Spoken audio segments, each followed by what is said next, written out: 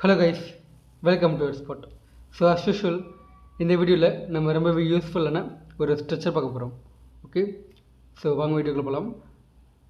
என்ன ஸ்ட்ரெச்சர் அப்படின்னு பார்க்கும்போது, கனடாவில் போய் படிக்கிறதுக்கு எவ்வளோ செலவாகும், இந்த பைக்கை ரிப்பேர் பண்ணுறதுக்கு எவ்வளோ செலவாகும், வீடு கட்டுறதுக்கு பேசிக்காக எவ்வளவு செலவாகும், தாய்லாந்து டூர் போகிறதுக்கு எவ்வளவு செலவாகும், இப்படி ஒரு விஷயத்தை பண்ணுறதுக்கு எவ்வளவு செலவாகும் அப்படின்னு கேட்போம் இல்லையா.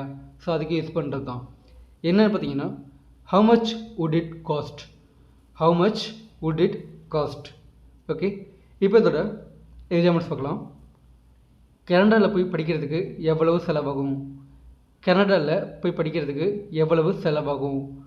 How much would it cost to study on Canada, how much would it cost to study on Canada. இந்த பைக்கை ரிப்பேர் பார்க்குறதுக்கு எவ்வளவு செலவாகும், இந்த பைக்கை வேலை பார்க்குறதுக்கு எவ்வளவு செலவாகும். How much would it cost to get this bike repaired, how much would it cost to get this bike repaired. வீடு கட்டுறதுக்கு எவ்வளவு செலவாகும், வீடு கட்டுறதுக்கு எவ்வளவு செலவாகும். How much would it cost to get house constructed, how much would it cost to get house constructed. Okay, அந்த next one, Thailand போகிறதுக்கு, அதாவது தாய்லாந்து டூர் போகிறதுக்கு எவ்வளவு செலவாகும், ஒரு கண்ட்ரிக்கு டூர் போகிறதுக்கு எவ்வளவு செலவாகும். How much would it cost to go on a tour to Thailand, how much would it cost to go a tour to Thailand.